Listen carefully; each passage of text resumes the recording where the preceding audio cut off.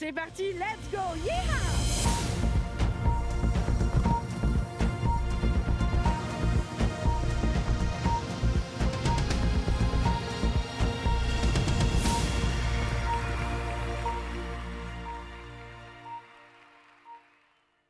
Bonjour et bienvenue au Salon du Cheval d'Angers édition 2022.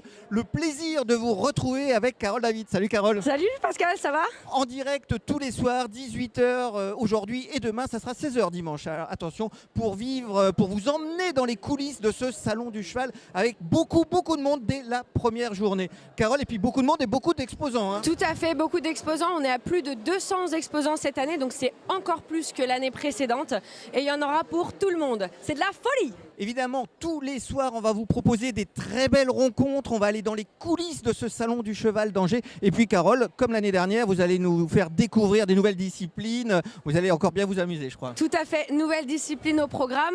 On va avoir du western, des courses et de la voltige. Et bien évidemment, un point shopping avec toutes les nouveautés à découvrir sur le Salon du Cheval d'Angers. Je crois que Carole, elle attend avec grande impatience le point shopping. Hein. C'est ça, je ne sais plus où donner de la tête. Alors, on est venu déjà hier, un petit peu en repérage, et on a rencontré déjà pas mal de monde qui était en train d'installer les stands parce que ça ne se fait pas tout seul. Et non.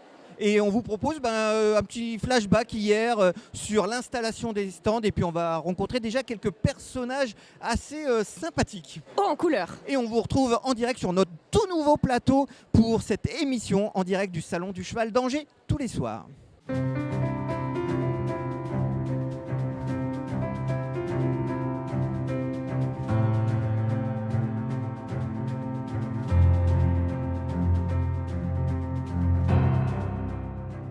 Prête pour l'ouverture du salon demain ? Oui, je suis encore un petit peu en train d'aménager mon stand, mais ça va le faire. Vous êtes l'auteur de tous ces tableaux ? Oui, donc je fais des portraits de cheval à base de photos, voilà, donc pour tout le monde qui veut avoir un beau portrait de son cheval. Je suis de Angers, je suis du coin, c'est que la deuxième fois que je viens ici, mais c'est un plaisir de faire ça, j'adore.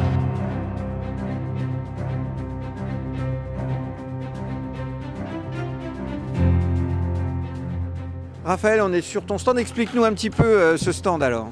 Alors chez Cozy Socks, ça fait de la chaussette tout coton et du coup la chaussette il faut l'installer. C'est assez long et fastidieux d'installer les grilles. Et ça met combien de temps donc pour installer tout ça ? Et là on est arrivé hier à midi. Donc en général à 2 c'est une quinzaine d'heures d'installation. Ouais, et il y a quoi ? Parce qu'il y en a beaucoup là, il y en a partout des et chaussettes. il y en a de paires ? partout. Plusieurs milliers, dizaines de milliers même peut-être. Ouais.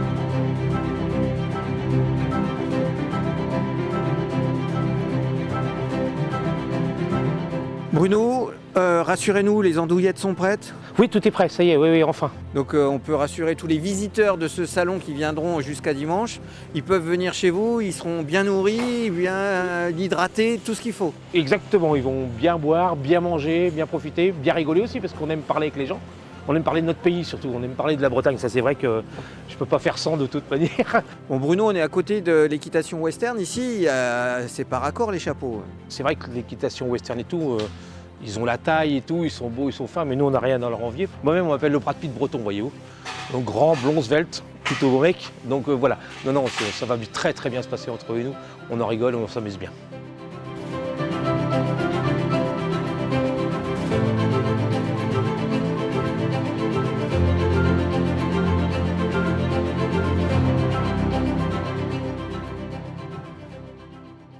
De retour sur le plateau avec une magnifique fresque par l'artiste Liska Lorca qui nous a réalisé cette belle fresque. Carole, je pense qu'on l'aura sur notre plateau d'ici la fin du Salon du Cheval d'Angers, donc dimanche. Et aujourd'hui, énormément de monde dans les allées. C'était assez dingue. Il y avait du mal parfois à circuler tellement il y a de monde. C'est vraiment the place to be, n'est-ce pas ? Ça fait vraiment plaisir d'avoir autant de monde dans les allées. Donc parfois on peut un peu râler parce que ça prend du temps, mais ça fait du bien. Exactement, ça fait du bien de voir toute cette ferveur avec plein de gens qui ont le sourire tout au long des allées. Et puis beaucoup d'activités, beaucoup de découvertes. Pendant cette émission sur le salon, on va essayer de vous emmener un petit peu dans les coulisses et de vous faire rencontrer un petit peu les acteurs de ce monde de l'équitation, de ce monde du cheval. Et on va commencer par une petite nouveauté aujourd'hui avec notre premier invité, Pierre Préau, qui est secrétaire général du comité national, dites-moi, des courses. Fédération nationale des courses hippiques. Exactement, bonsoir. Bonsoir.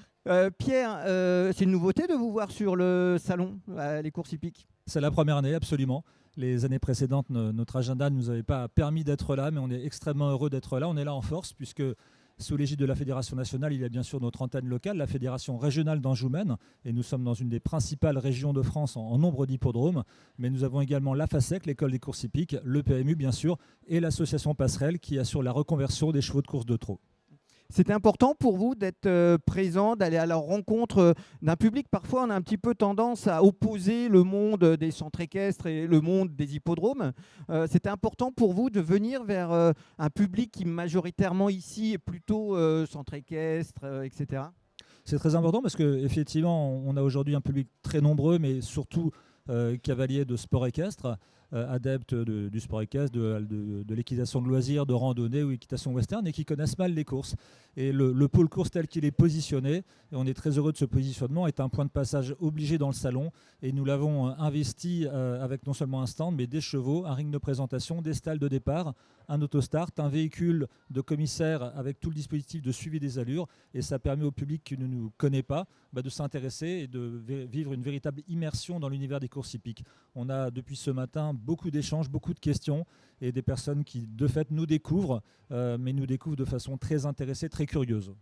C'est vrai que c'est très intéressant de passer dans ce hall et de découvrir tous ces éléments qui en fait sont dans les backstage et qu'on n'a pas l'habitude de voir, notamment la voiture suiveuse. Avec, moi, je veux faire un tour.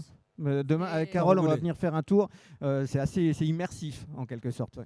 C'est complètement ça. Et on a la particularité ici au parc d'exposition d'être à vol d'oiseau à 2 km de l'hippodrome d'Angers-et-Ventard, qui est un hippodrome très important en Anjou-Maine, mais beaucoup de personnes venant d'Angers ou de la région, et on a près d'une dizaine d'hippodromes en Maine-et-Loire, nous disent connaître un peu les courses, mais n'avoir jamais franchi les portes d'un hippodrome.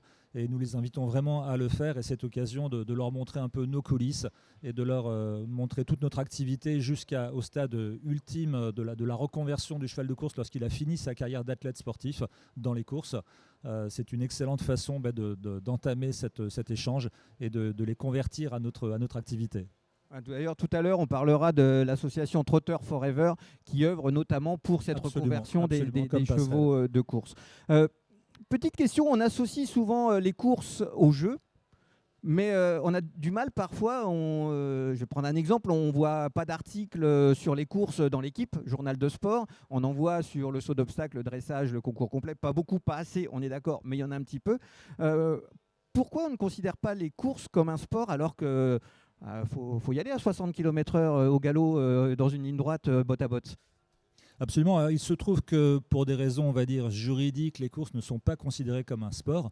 Nous ne dépendons pas du ministère des Sports, mais du ministère de l'Agriculture. Et nous sommes avant tout une activité agricole, d'élevage, de sélection pour l'amélioration des races.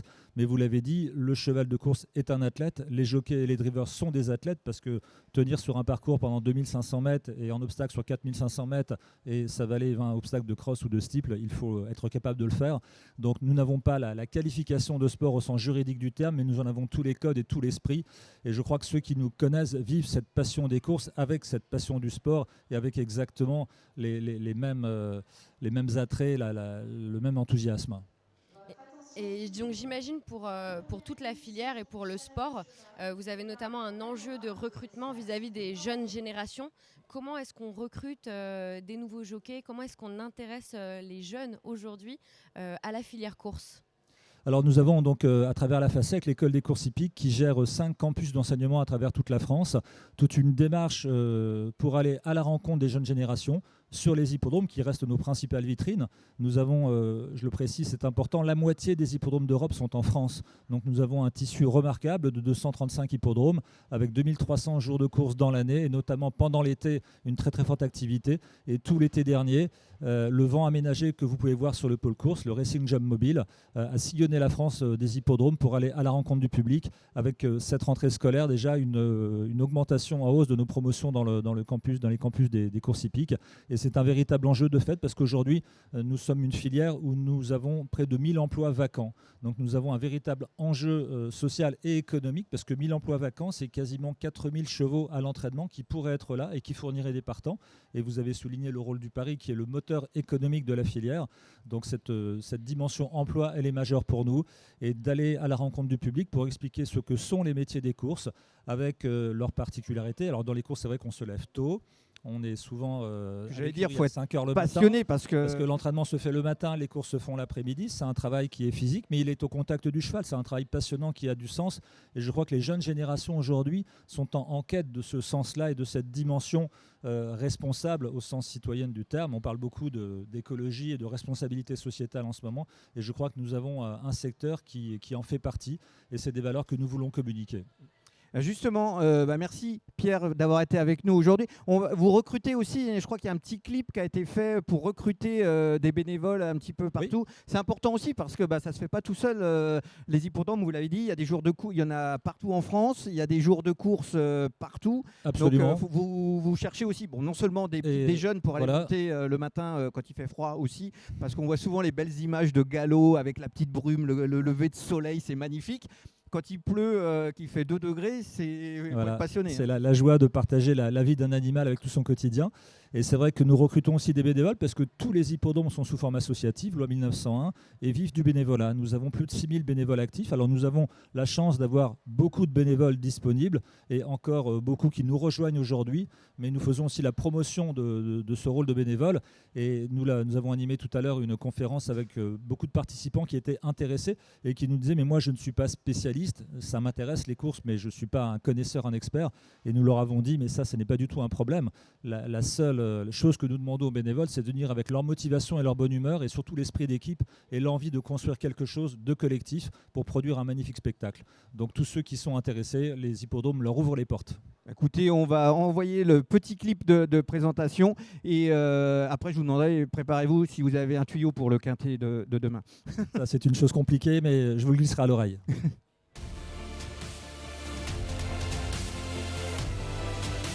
Bonjour madame. Je suis bénévole à la Caisse des courses depuis une trentaine d'années. C'est une amitié qui se crée d'une année sur l'autre. Je n'avais aucune culture hippique à la base.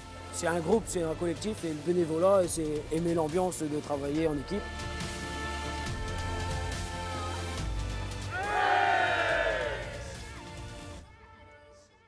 Et voilà, vous avez vu l'adresse internet, Pierre, on va vous faire exploser les statistiques de recrutement, j'espère. C'est parfait, on est là, on vous attend. Eh ben, merci beaucoup d'avoir été avec nous. Le western, ça vous dit? Vous avez déjà essayé? J'adore l'équitation western. Et vous avez une spécialité, reining, barrel, tri de bétail Pas de spécialité, mais j'ai 3 selles western chez moi. Et ben voilà. Et je les utilise.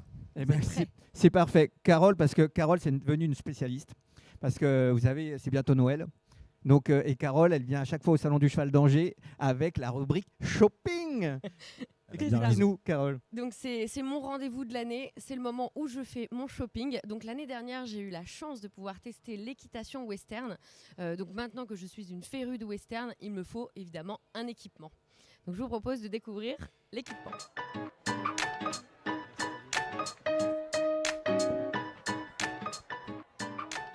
L'année dernière, j'ai eu le plaisir de tester l'équitation western.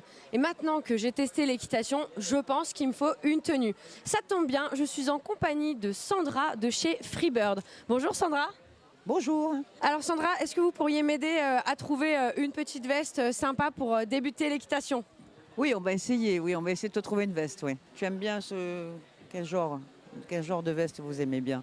Alors moi, il ne faut pas que ce soit trop discret. J'aime bien que ça claque. J'aimerais bien avoir des franges. Des franges, oui. Ben alors là, on en a pas mal des franges. Alors, on va essayer celle-là, non? Qu'est-ce que vous en pensez? Celle-là, elle est pas mal? Ça m'a l'air très bien. On va essayer ça tout de suite.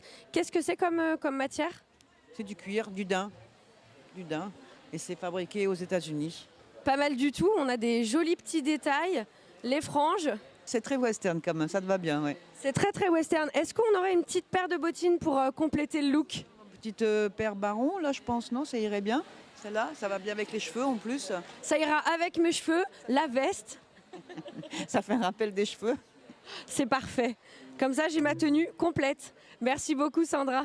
On se retrouve sur le stand de Gianni Sellerie. Alors Gianni, vous proposez plusieurs modèles de selles sur votre stand. Est-ce qu'il existe une seule et unique selle western? Alors justement, il y a 3 branches des westerns. C'est la vitesse, le dressage et le bétail. Donc n'importe quelle selle peut être utilisée en loisir, n'importe la gamme de prix aussi.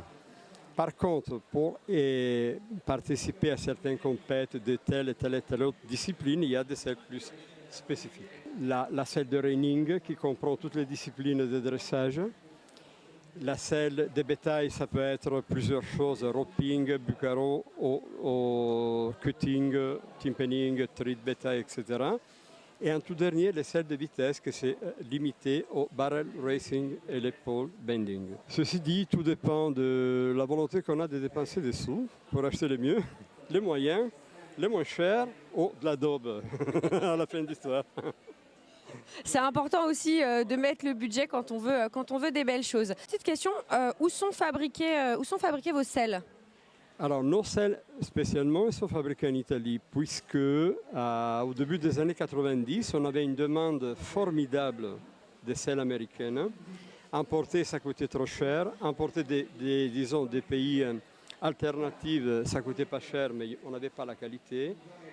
Donc, il fallait acheter des arçons bien conçus aux États-Unis et reproduire la selle américaine en Europe. Et c'est pour ça qu'il est né notre atelier, les selles italiennes. Et on a la même homologation de certains fabricants américains très connus comme Circle Y, Kreitz, Bigorn. Voilà, la gamme intermédiaire, on va dire. Très bien, merci pour ces informations intéressantes. Une dernière question, avant-dernière question. À quoi sert le pommeau devant? Alors, le pommeau devant est né justement pour utiliser le lasso et attraper le bétail et gérer le bétail pour les soigner, vacciner et marquer surtout. Bon, dans le style de la selle western, même dans les versions de dressage, il ne peut pas manquer la corne, donc elle s'est réduite en taille. Et pareil, il s'est réduit le poids de la selle même. Elle est devenue la selle moderne de sport et loisir. Mais en origine, servait justement pour gérer le bétail. D'accord, donc c'est vrai qu'on remarque une évolution dans les modèles de selle au fil des années. Et dernière question, qu'est-ce qu'une bonne selle de western? Disons, à partir des modèles avec un arçon homologué, déjà. Et donc garantible et réalisable sur mesure. Bon, de là, plusieurs, on va dire, étages de qualité jusqu'à des prix des fois qui, en Europe, on ne verra jamais. On a vu des selles aux États-Unis à $50 000. Non, mais des vrais, hein. On s'est regardé dans la tranche et on s'est demandé si c'était trompé d'un zéro. Et effectivement, non. Ça valait vendu chez des celliers très importants. Et bon, une bonne selle, dans tous les cas, elle démarre au moins à 2 500, 3 000 euros. Voilà, une vraie. Sinon, c'est du plastoc. Bon, merci beaucoup. Alors 50 000 euros, ça fait un poil cher pour mon budget. En tout cas, merci beaucoup Gianni. J'ai toutes les informations qu'il me faut pour trouver la selle de western parfaite. Carole, vous l'avez signé le chèque ou pas? Pas encore. Pas encore. Bon. J'attends la fin du salon. Alors, on a 2 invités. Alors, un petit indice. Vous faites pas de voltige? Non, pas vraiment. Non, dressage. De temps en temps, mais non. Pas trop non plus. Voilà. Évidemment, 2 adeptes de l'équitation western avec Elena Solo et Eddie Brossard de Thomas Ranch. Alors, expliquez-nous un petit peu déjà Thomas Ranch. Qu'est-ce qu'on y fait? Thomas Ranch. Alors, qu'est-ce qu'on y fait ou d'où ça vient? Voilà, exactement. Les deux. Déjà, Thomas Ranch, ça vient du nom de famille de Jackie et Stéphanie Thomas, donc mes parents, qui ont le Thomas Ranch. Ça a été créé il y a une quinzaine d'années. On est situé sur Contigné Et c'est où exactement? Alors, parce que tout le monde, alors je suis désolé, je crois que tout le monde ne connaît pas. Enfin, moi je connais pas, donc voilà. Contigné, 700 habitants. Tout le monde devrait connaître, mais c'est la base. On passe à Contigné tous les jours. Tous les chemins mènent à Contigné, voilà, c'est ça. Exactement. D'accord. Et donc Contigné, c'est 700 habitants, mais au Thomas Ranch, qui est donc à 20 minutes au nord de Angers. Excusez-moi, j'ai pas voilà. vu, Là, voilà, 20 minutes au nord d'Angers, déjà, je situe un peu. Voilà. On parle un peu plus. Limite Mayenne, limite Sarthe. On est dans le Maine-et-Loire, mais entre les deux. Et on y fait de l'élevage de chevaux principalement. Donc chevaux américains, quarter horse, voilà, paint horse. On a une vingtaine de poulinières, on a 3 étalons sur le site. On propose également de la pension de chevaux pour tout type de chevaux, donc classique, anglais, voilà, américain. On a de très belles infrastructures pour les pensions. On a également des gîtes. On a 8 gîtes de 14 couchages. Donc si on veut vivre en mode western, ou c'est obligatoire d'avoir un chapeau si on vient louer vos gîtes ou pas? C'est fortement conseillé. D'accord, bon, donc Carole, dans le shopping, demain vous y retournez et vous me trouvez un chapeau. Oui, je vais rajouter ça Ouais. sur ma liste. Il me reste encore 2 jours. Donc, Chapeau, chaps. Très bien. Ça vous Ok. irait bien les chaps, Carole? Pour Je vais tout le monde. essayer Mais de du coup, on trouver ça. accueille aussi des personnes avec des chevaux, des groupes de randonneurs et puis des personnes qui viennent fêter un anniversaire. Voilà, c'est vraiment tout le monde dans l'idée de venir passer un week-end dans un endroit vraiment dépaysant. Et est-ce que vous proposez des débourrages de chevaux à l'équitation western? Oui, on propose aux personnes extérieures, alors western et pas western, enfin classique, voltige ou quoi que ce soit, grâce à notre ami Kevin qui vient de nous rejoindre dans l'équipe. Donc il est là depuis un mois et il fait les débourrages sur le site. Très bien. Je note pour plus tard. J'ai la veste, les bottes. Il faut que je rajoute les chaps, le chapeau, ensuite le cheval que je pourrais faire débourrer. Exactement.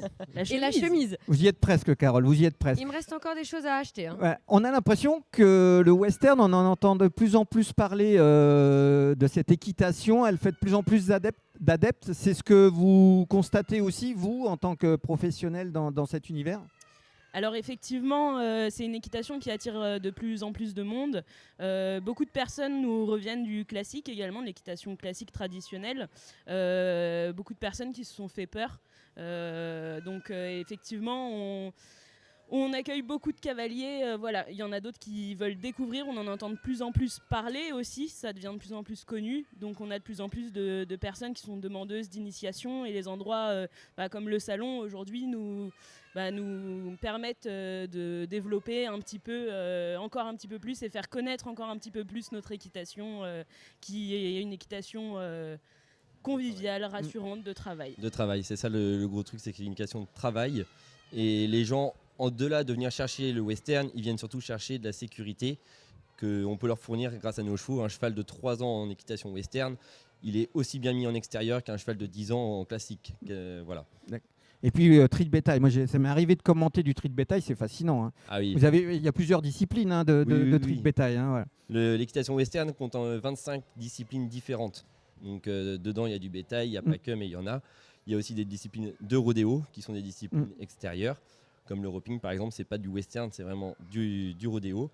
Donc voilà, il y a tout un panel différent, donc le lasso, le tri de bétail, le tri des vaches, la conduite de troupeau, et des disciplines sans bétail qui sont tout aussi fun, comme le reining, le barrel, on en parlait tout à l'heure, voilà.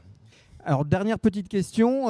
Vous êtes ici sur le Salon du Cheval à Angers jusqu'à dimanche. Et vous faites des démonstrations. Hein. Je vous ai aperçu ce matin sur la piste parce qu'il y a un gros pôle équitation western ici sur le salon. Hein. Oui, alors un super pôle. Donc on a 3 représentations donc aujourd'hui, demain et 2 dimanches. Donc on présente uniquement des produits de notre élevage. Donc des poulains de 7 mois à 3 ans et un ongre de 5 ans. Donc ça reste tous quand même des jeunes chevaux parce que même à 5 ans, le travail n'est pas encore terminé. Hein, ça reste un jeune cheval.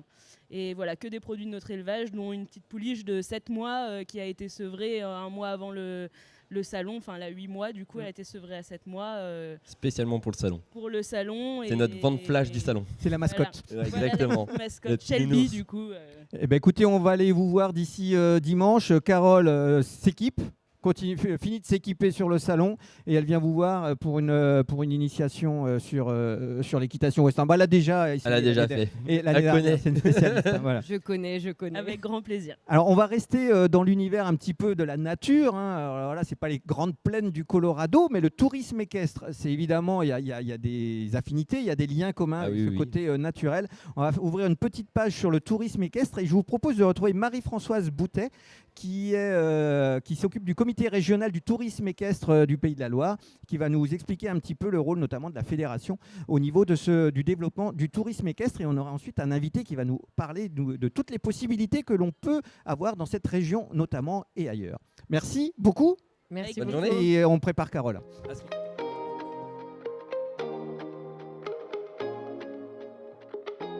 Nous voici sur le stand du comité régional du tourisme équestre avec Marie-Françoise Boutet qui va nous expliquer un petit peu ce développement du tourisme équestre. On va commencer, Marie-Françoise, par le rôle de ce comité régional. Oui, alors le comité régional de tourisme équestre est ici dans les Pays de la Loire. Donc nous, on s'occupe que des Pays de la Loire puisque nous avons bien sûr un comité régional dans chaque région des Pays de la France. Nous, on a pour objectif quand même de faire découvrir le tourisme et de mettre en place beaucoup d'itinéraires, de faire... il y a un tas de missions qui nous sont imparties, mais qui sont quand même extrêmement importantes, surtout dans la gestion de tout ce qui est officiel aussi également. On est dans une très belle région ici, autour d'Angers, Pays de Loire, etc. Qu'est-ce que vous pouvez proposer? Il y a combien de kilomètres par exemple d'itinéraires? Est-ce que c'est balisé? Comment ça se passe quand on veut aller faire du tourisme équestre?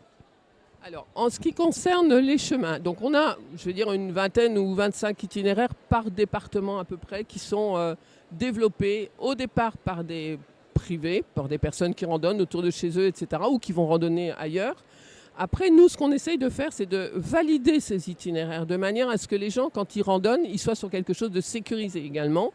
Donc, on essaye de les baliser. Donc, on a un travail important administratif de ce côté-là, qui permet de passer les itinéraires à ce qu'on appelle le PDIPR, donc plan départemental des itinéraires et de randonnée. Et donc, à partir du moment où cet itinéraire est passé au PDIPR, il est légalisé par le département, donc il est entretenu en permanence par les collectivités, que ce soit la Comcom, le département, etc. Donc, on en a un certain nombre qui aujourd'hui ne sont pas encore dans ce cadre-là, mais on essaye d'en faire de plus en plus. Et aujourd'hui, on développe aussi de l'itinérance, parce qu'on a la route d'Artagnan, qui est évidemment une route européenne qui vient d'être labellisée au Conseil de l'Europe. Et cette route, évidemment, on est en charge de cette route sur les Pays de la Loire. Donc, avec la coordination dans tous les départements des Pays de la Loire, évidemment. Dernière petite question. Si des gens qui nous écoutent ce soir en direct se disent « Tiens, je tenterais bien ça, j'ai jamais fait l'expérience », quels sont vos arguments pour les convaincre définitivement de venir vous voir, de monter à cheval et de partir faire visiter la région à cheval? Alors, les arguments des Pays de la Loire, c'est qu'évidemment, on a toutes les possibilités chez nous. On a la plage en Vendée, on a la plage en Loire-Atlantique, on a énormément de structures de chemins qui sont accessibles. On a évidemment, dans tout ce qui est l'Anjou, si on parle, puisqu'on est à Angers, les vins. Donc, il y a de quoi faire un peu partout chez nous pour venir. De toute façon, il n'y a pas de souci. On les attend avec impatience. Écoutez, vous savez ce qu'il vous reste à faire. Venir voir Marie-Françoise pour faire du tourisme équestre. Pas que Marie-Françoise, mais vous serez bien accueillis en tout cas. Merci beaucoup. Et on se retrouve sur un sentier.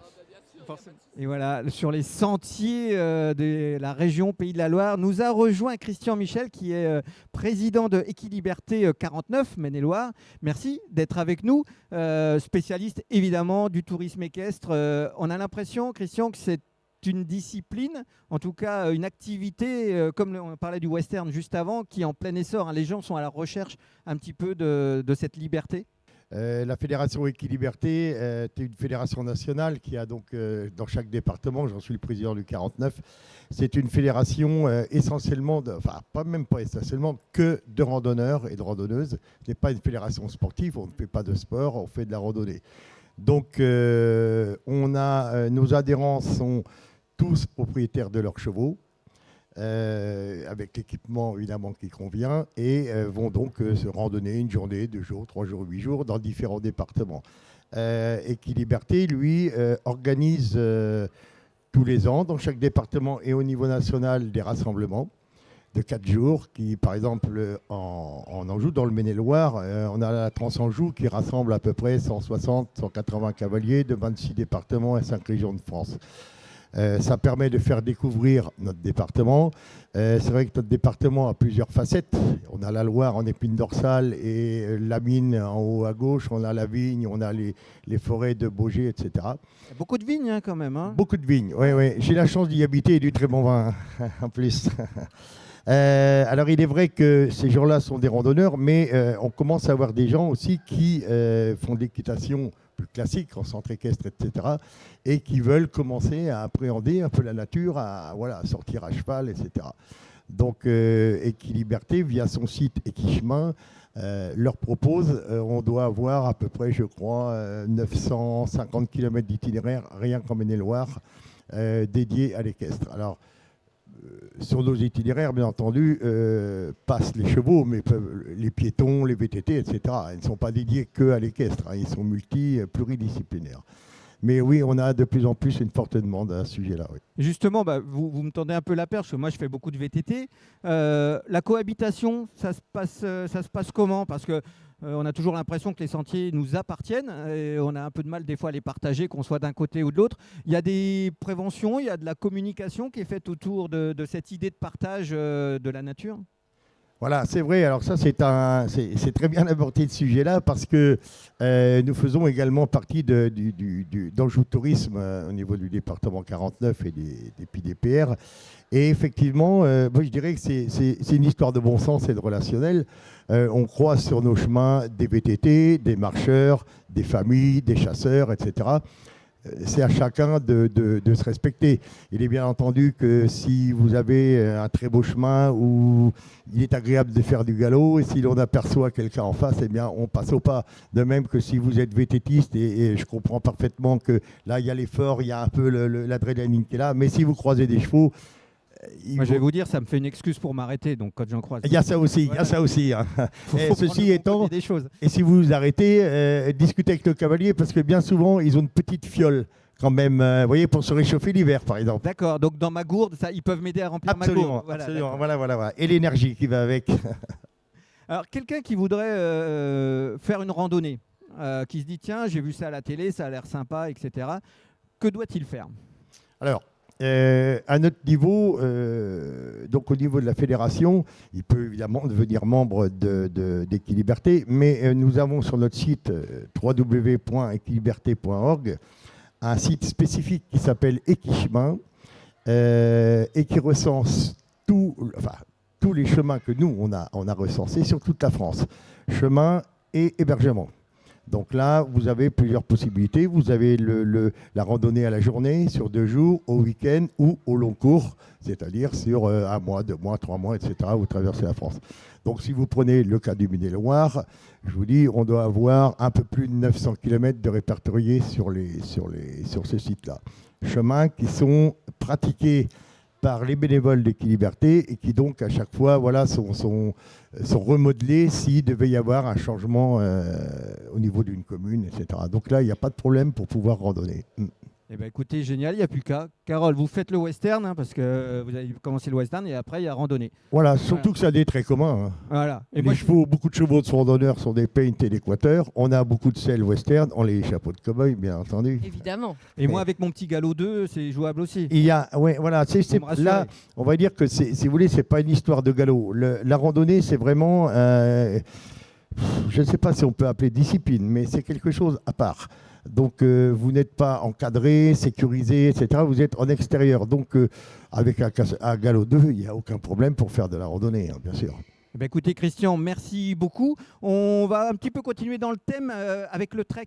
Parce que c'est le trek, on va découvrir un petit peu ce que c'est, parce qu'il y a aussi des démonstrations de trek ici sur le salon du cheval à Angers. Et ça peut être très utile pour la randonnée aussi, d'avoir la maîtrise de son cheval. Merci beaucoup. On découvre le trek avec de nouveaux invités qu'on a été voir tout à l'heure lors de la démonstration de trek. On a beaucoup parlé de randonnée équestre, de tourisme équestre. Une des composantes, en tout cas, c'est une discipline extérieure, c'est le trek. Trek où on est champion du monde d'ailleurs, mais on va leur préciser tout à l'heure avec Jean-Michel et Mélanie. Jean-Michel, le trek, vous êtes un grand spécialiste. On a vu la démonstration ici au Salon du Cheval d'Angers. Expliquez-nous un petit peu ce qu'est cette discipline. Donc le trek, une discipline simple. Comment élire le meilleur randonneur qui pratique la randonnée réellement? Donc on a défini il y a longtemps déjà, dans les années 80, un parcours d'orientation de façon à définir un tracé autour de l'extérieur, faire un parcours, une carte au 25 millième, on suit un parcours. Ensuite, les allures, ce que je disais tout à l'heure, les allures au pas, au trot, donc au pas, au galop, pardon. Donc l'allure le plus lent au galop, l'allure le plus rapide au pas. Voilà, ça permet d'avoir un cheval qui avance sur de la distance quand on est en extérieur et qui galope lentement quand on a besoin avec du dressage. Ensuite, on a le parcours en terrain varié, 18 dispositifs qui représentent des difficultés qu'on a dans la nature, à pied ou à cheval.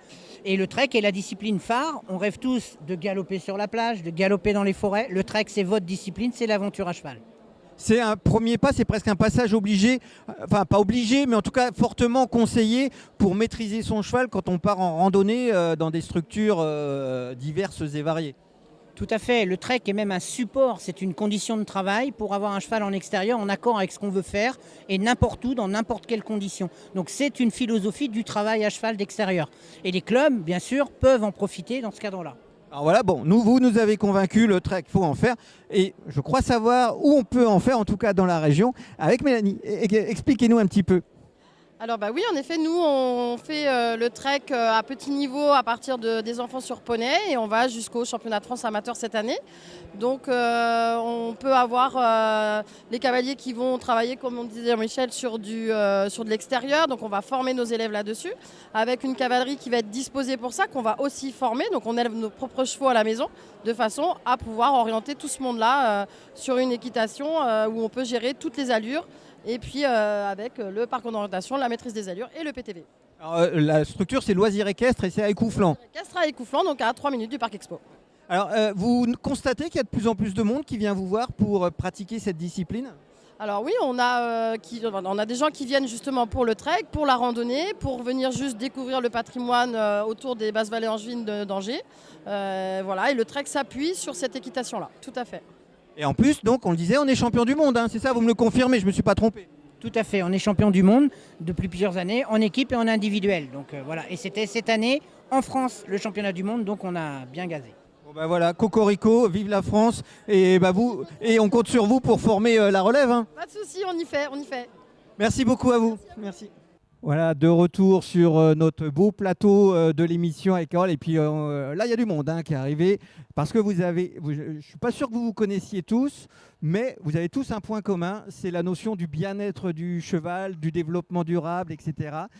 C'est un thème fort du Salon du Cheval d'Angers cette année, We Horse Green, avec des conférences ici même tout au long de la journée, jusqu'à dimanche, et puis un petit peu une recherche autour de la notion de bien-être et du cheval et du développement durable. Donc vous partagez tous, vous avez tous ce point commun. On va commencer Noémie. Voilà, on va faire Noémie Calou de l'association Trotter Forever. Expliquez-nous un petit peu ce qu'est Trotter Forever. Tout à fait, bonjour. Alors Trotter Forever est une association composée d'une quinzaine de bénévoles et située dans le 35, dans le département 35 à Mort-de-Bretagne. Elle est spécialisée dans la réforme des chevaux de course et plus particulièrement les trotteurs.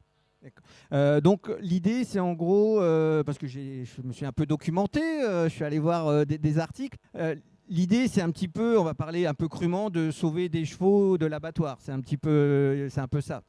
Oui, voilà, on va leur trouver une alternative effectivement, là où le bien-être équin est au centre des intérêts de tout le monde.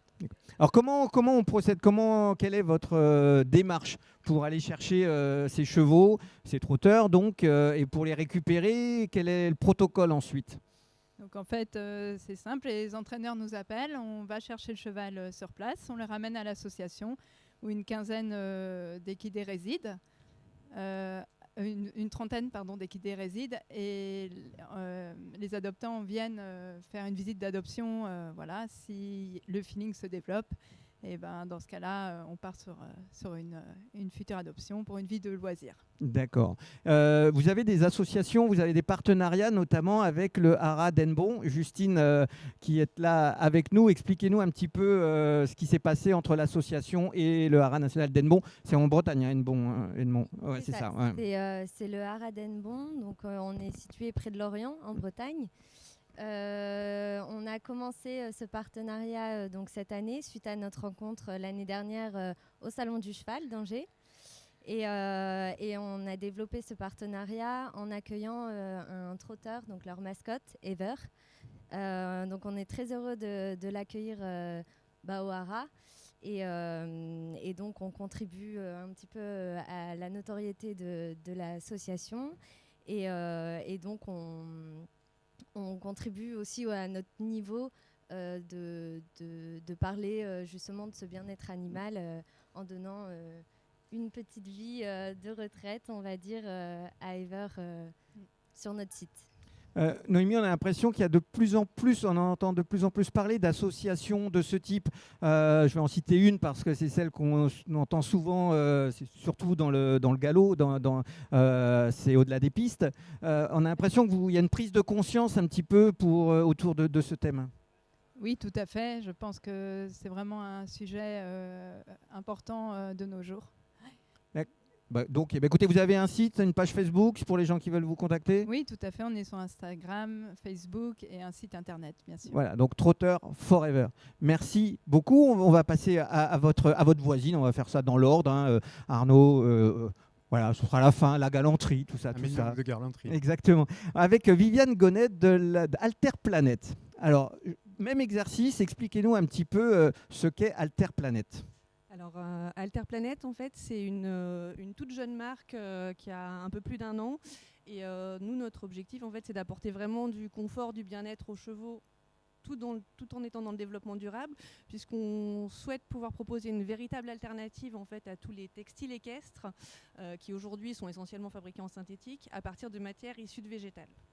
Donc voilà, l'idée c'est de proposer des matières qui soient vraiment durables et meilleures pour le bien-être de nos compagnons. D'accord. Et donc vous nous avez amené deux petits exemples. Voilà, je vous ai amené 2 petits exemples. Donc en fait, dans l'idée de faire du développement durable, on a développé une première gamme de produits et on s'est dit qu'est-ce qui est le matériel qui est utile à tous les chevaux, qu'ils soient poulains, qu'ils soient cheval de retraite ou cheval de course, de sport, ce qu'on veut, le licol et la longe. Donc nos premiers produits aujourd'hui sont des licols et longes en lin. Donc là, je vous ai amené une toute petite taille puisqu'on a une gamme qui est très large. On va du mini Shetland jusqu'au cheval de trait, de manière à équiper tous les chevaux, que ce soit les chevaux de sport ou les chevaux de loisirs, de randonnée. Voilà, donc ils sont fabriqués en France, en lin. Voilà, on a sourcé tous nos produits de manière à ce qu'on ait en fait un équipement qui soit complètement durable et surtout qui soit complètement recyclable et compostable en fin de vie, de manière à ne pas polluer notre belle planète et nos beaux terrains. Alors justement, nos beaux terrains, je suis passé vous voir tout à l'heure sur votre stand, vous m'avez donné un chiffre un peu étonnant puisqu'il y a la route du Rhum en ce moment, on parle souvent de la pollution des plastiques dans les océans, les poissons, les baleines, les planctons, tout ça. Mais vous m'avez donné un chiffre qu'on n'a pas forcément à l'esprit. Alors il y a une chose qu'il faut savoir, on parle beaucoup des plastiques au niveau de l'océan, on parle du 6e continent de plastique, etc. Et en fait, il y a une étude qui est sortie il y a 2 ans, en 2020, qui nous indique que dans les sols, on a entre 4 et 23 fois plus de plastique que dans l'océan. Ça signifie que clairement aujourd'hui, dans les sols, dans les prés de tous les chevaux, en fait, on a des microplastiques et des plastiques qui sont présents. D'où l'idée de pouvoir proposer vraiment une alternative et de nous dire voilà, comment je fais pour ne plus avoir tous ces plastiques qui viennent. Je commence par plus les utiliser finalement et je viens chercher un licol en lin. Carole. Et au niveau de la distribution, où est-ce que vos produits sont disponibles? Est-ce que vous les distribuez dans des selleries ou vous avez une distribution directe? Alors aujourd'hui, on a 2 distributions. Vous pouvez trouver tous nos produits directement sur notre site www.alterplanet.com. Alterplanet avec un H. Oui, ce que j'allais préciser. Alter, H-A-L-T-E-R. Voilà. Oui, puisque Alter, en anglais ou en allemand, c'est licol. Donc tout simplement, donc alterplanet.com. J'aurais appris un mot en anglais aujourd'hui. Merci, Viviane. Et nous avons quelques distributeurs. On travaille avec des selleries indépendantes en fait, qui partagent nos valeurs et donc qui peuvent distribuer nos produits dans diverses régions. D'accord, donc vous sélectionnez également la façon de distribuer vos produits. Oui, on aime bien au minimum les avoir au téléphone, voire les rencontrer. Les salons sont vraiment l'occasion aussi de pouvoir se rencontrer pour avoir un vrai partage de valeurs et qu'ils puissent distribuer nos produits en conscience. Et dernière question, justement, si on se projette un peu sur l'avenir, vous avez des projets aussi d'autres produits sur cette même philosophie. Oui, tout à fait. Alors, tout d'abord, pour le shopping de Noël, nous avons actuellement jusqu'à dimanche les précommandes de nouvelles couleurs sur le site. Donc, ils finissent dimanche soir à la fin du salon. Donc, on a 3 très belles couleurs, un bordeaux, un vert sapin et un vert amande à précommander là tout de suite. Ne tentez pas Carole, ne tentez pas Carole, elle va encore craquer.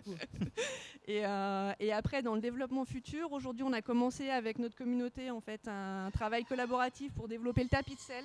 Donc 100% fibre végétale, donc tissu extérieur, mais aussi les matelassures, tout ce qui est intérieur, de manière à avoir un produit vraiment respirant et complètement adapté au cheval. Et après, l'idée, c'est vraiment de remplacer tous les textiles. Donc un jour, j'arriverai à faire la couverture et moi, ma petite marotte, ce sera tout ce qui est protection de membres, donc des guêtres 100% végétales. Voilà, parce qu'en plus, on ne va pas rentrer dans le détail, mais ça absorbe mieux les chocs, etc. Oui, on a les qualités des fibres de lin aujourd'hui sont extraordinaires. On a des bateaux qui partent. Il y en a un sur la route de Rome, il me semble. Oui, de plus en plus, voilà, on met du lin dans les bateaux aussi. Donc il y a des vraies qualités qui sont meilleures que les fibres de carbone, par exemple. Eh ben, merci beaucoup. Merci beaucoup. Et puis Arnaud l'Allemand de Horstop, qui a fait une intervention tout à l'heure, ce matin, vers midi, pour exposer un petit peu ce que vous faisiez.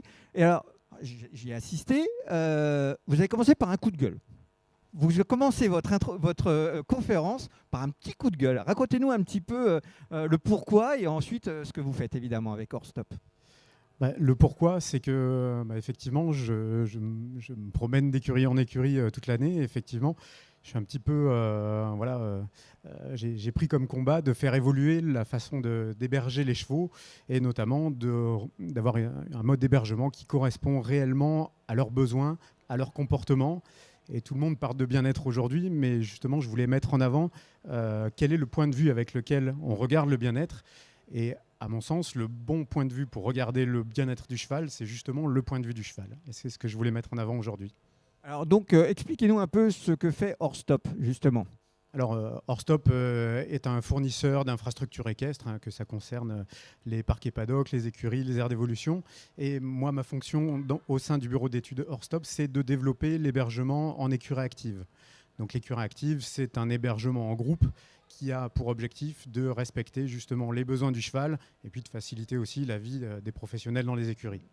Avec notamment, ce qui est un petit peu le produit phare dans l'écurie active, c'est des équipements, distributeurs automatiques de concentrés, de fourrage, qui permettent d'individualiser l'alimentation par le fait que chaque cheval porte un transpondeur, il est reconnu dans l'automate et il a sa ration propre. Voilà. D'accord.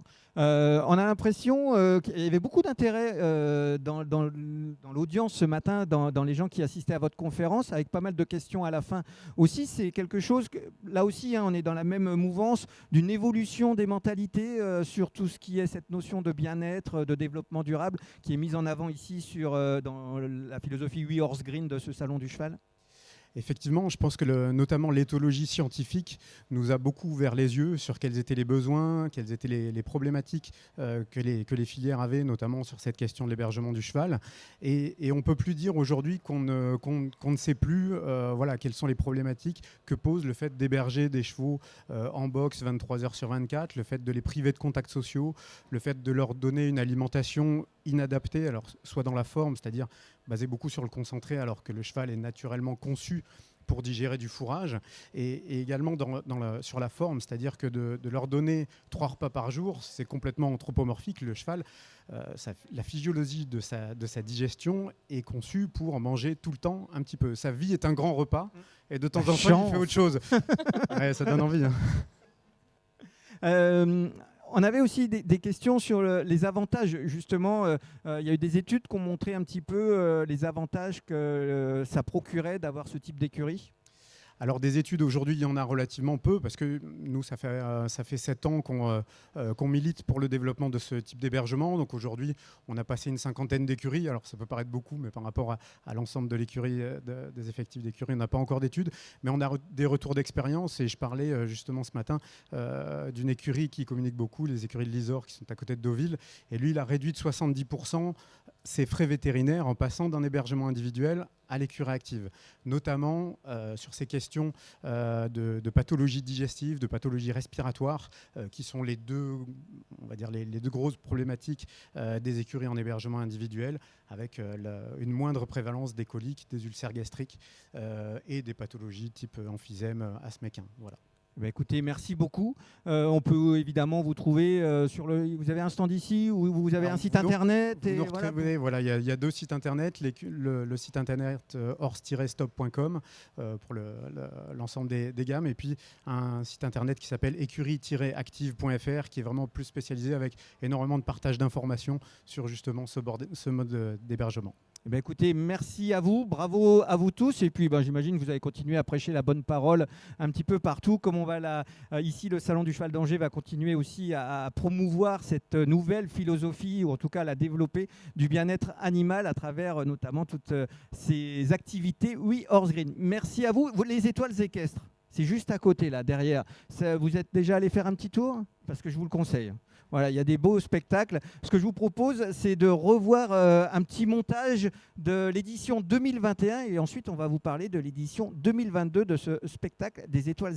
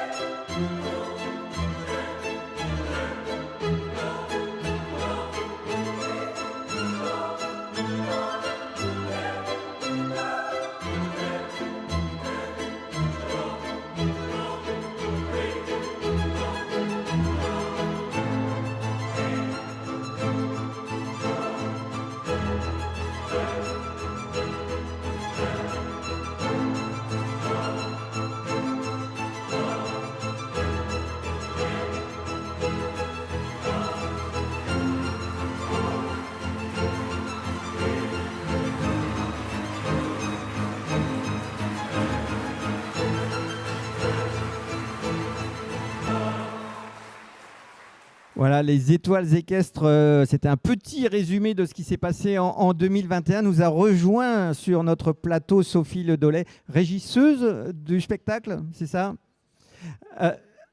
Alors, sinon, peut-être l'autre micro, on réessaye. Normalement, ça marche. Voilà, ça marche, voilà, exactement. Bonsoir. Bonsoir Sophie. Un petit mot sur cette édition 2022. Alors, l'année dernière, on avait 2 soirées. Cette année, il n'y en a qu'une, on a tout condensé, mais le spectacle va être fantastique. Oui, c'est ça. En fait, il y a moins de performances que l'année dernière. L'année dernière, il y en avait 10.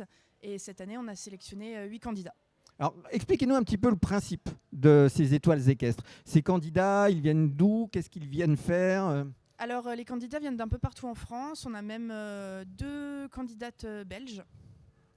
Et en fait, tous les candidats viennent présenter un numéro de 6 minutes maximum, avec leurs chevaux, leurs Shetland, les poneys. Enfin, il y a de la liberté, il y a de la voltige. Voilà, c'est assez varié. Des tribunes pleines. Hein. Je crois que ce matin, on s'est renseigné, il restait quelques places, donc vraiment pas beaucoup. Donc si vous n'avez pas encore cliqué sur la billetterie du spectacle de demain, c'est à Amphithéâtre, c'est juste à côté.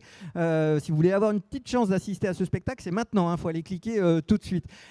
Expliquez-nous un petit peu l'état d'esprit, parce que ce sont des amateurs pour la plupart, même pratiquement pour tous. Quel est un petit peu leur état d'esprit quand ils débarquent ici sur une grande scène il y a des grandes tribunes, hein, il y a 2000 personnes ou quelque chose comme ça qui tiennent dans la tribune. Ils doivent être un peu stressés, non ? Ça dépend des candidats. On a des candidats qui sont plus ou moins professionnels, qui ont plus ou moins l'habitude. Mais oui, tout le monde est assez impressionné parce que la carrière est grande, va y avoir du monde. Mais voilà, le niveau est assez élevé et assez bon. Donc je ne me fais pas de soucis pour aucun des candidats. Il y a des répétitions, là, déjà depuis hier soir, je crois, et ça répète. Oui, c'est ça. On a commencé les répétitions hier. On répète ce soir. Et grand spectacle demain. Avec un animateur aussi qui fait partie du spectacle. Dites-nous un mot de Calixte qui va nous faire l'animation demain. Alors Calixte, je sais qu'il a l'habitude de... Moi, je ne l'ai pas encore rencontré. C'est la première fois que je vais travailler avec lui, mais je sais qu'il a l'habitude d'animer ce genre de show. Donc je sais que ça va être très bien. Et derrière le concours, il y a aussi encore un petit spectacle derrière, avec un professionnel cette fois. Pareil. C'est ça. On va avoir la compagnie Hasta Luego qui va nous faire un spectacle après le passage de tous les candidats. D'accord. Pour clôturer la soirée. Et le jury, ça se passe comment alors? Comment on vote? Qui vote? Ça va se passer comment pour désigner le grand vainqueur? Et puis, il y a un petit peu d'argent à gagner aussi. Hein. Il y a une prize money, comme on dirait en sport, en tennis, qui est non négligeable pour des amateurs ou des semi-pros. Donc, comment on va connaître le vainqueur?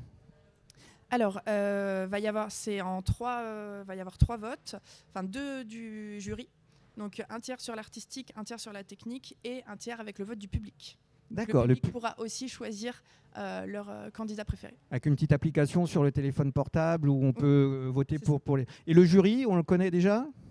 Oui, le jury est déjà connu et il y a un jury mystère qui a été tiré au sort sur les réseaux sociaux qu'on connaîtra demain.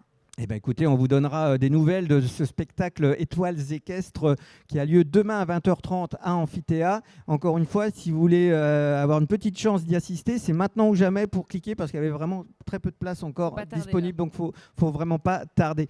Merci beaucoup, Sophie. Merci à vous. Ce que je vous propose, c'est vous avez rencontré aussi quelqu'un parce qu'il va y avoir du monde là-bas. Et cet après-midi, il y avait aussi beaucoup de monde sur un stand, sur une séance de dédicace. On souhaite d'avoir autant de succès aux artistes qui évolueront demain. Dites-nous-en un petit peu plus, Carole. Oui, grande affluence au Grand Palais pour une séance de dédicace. J'ai réussi à me frayer un petit chemin pour faire la rencontre de Ponycorn. Écoutez, on va découvrir ce sujet dans quelques instants de Ponycorn. En attendant qu'il soit prêt, je vais vous faire un truc. Voilà, je crois qu'il est prêt, donc on va écouter Ponycorn, la star des réseaux sociaux depuis quelque temps. Et c'était impressionnant, il y avait quand même 200 mètres pratiquement de file d'attente avec des gens qui se battaient. Enfin, on ne va pas exagérer, on est dans le monde de l'équitation, c'est pas non plus encore les Beatles, mais c'était impressionnant, je vous promets, de voir cette file d'attente de Ponycorn. Il y a même eu des pleurs. Il y a même eu des pleurs, vous voyez, voilà. Allez, de joie, évidemment. On regarde votre rencontre, Carole.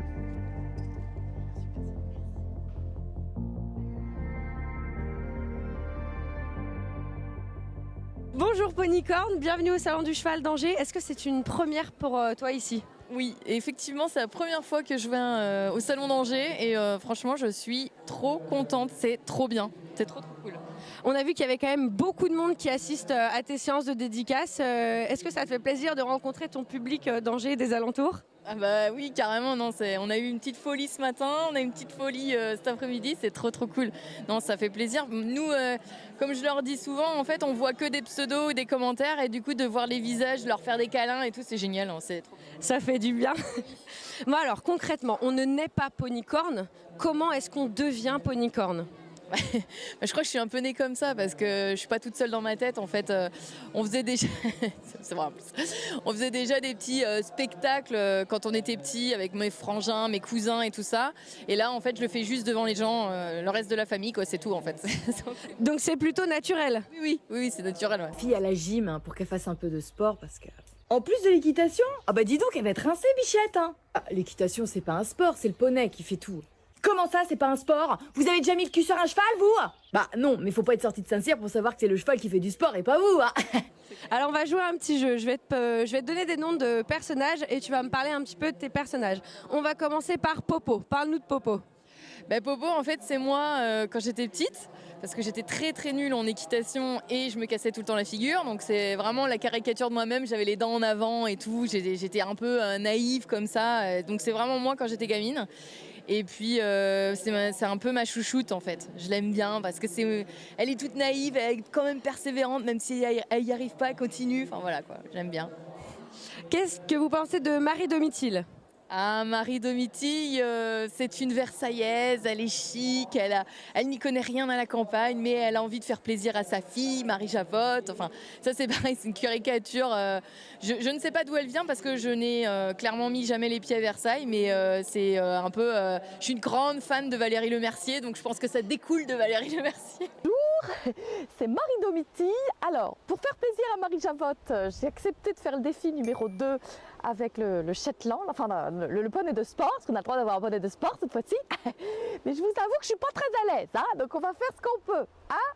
Allez, c'est parti. Et Pony Depp, qui se cache derrière Pony Depp? En fait, il est recherché par le FBI et tout, donc on peut pas trop le dire. Donc ouais, non, c'est secret mystère. Ok, on gardera le secret pour vous. Merci beaucoup. J'avais une question. D'où est-ce que vous vient l'inspiration quotidienne du coup pour faire vos vidéos? Alors beaucoup des abonnés parce qu'ils nous relancent tout le temps en commentaire. Est-ce que tu pourrais faire ci? Est-ce que tu pourrais faire ça? En message privé, on fait des lives sur Twitch aussi où ils sont toujours là à nous dire on aimerait trop que tu fasses cet épisode-là. Donc du coup beaucoup les abonnés. Et puis moi je suis un peu hyper active donc j'ai toujours des idées à la con. J'ai envie de faire des trucs et voilà je fais ce que j'ai envie de faire et c'est ça qui est trop cool. Génial. Combien de followers vous avez toutes plateformes confondues? Alors toutes plateformes confondues, là il n'y a pas longtemps on a passé le 1 250 000 followers sur Snap, YouTube, Twitch, TikTok, Insta, Facebook, enfin bref on a toute la famille qui nous regarde donc c'est trop cool. Okay. Félicitations, c'est un sacré chiffre. Bon on va vous laisser à la rencontre de vos fans parce qu'au vu de la file d'attente vous allez avoir du pain sur la planche. Vous êtes prêts la team Ponica? Bon visiblement ils sont prêts. Go!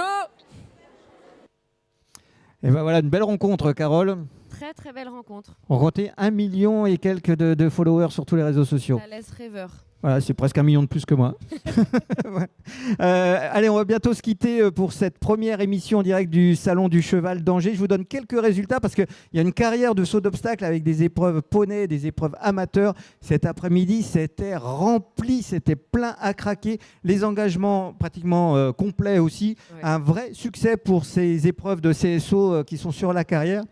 Alors, quelques résultats en club 1 Grand Prix. Maëva Bonnet a gagné avec Cœur des Forges. En club 2 Grand Prix, Apolline Candal avec À la Gazelle.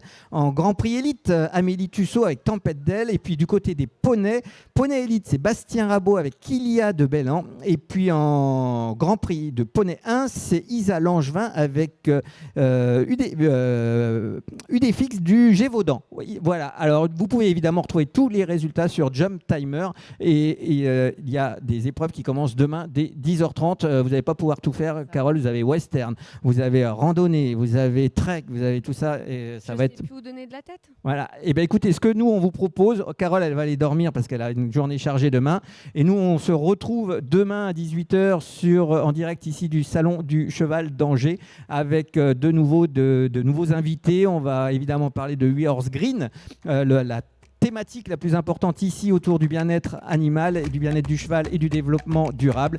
Et on se retrouve donc demain à 18h. Prête, Carole? Prête. Bonne soirée à tous.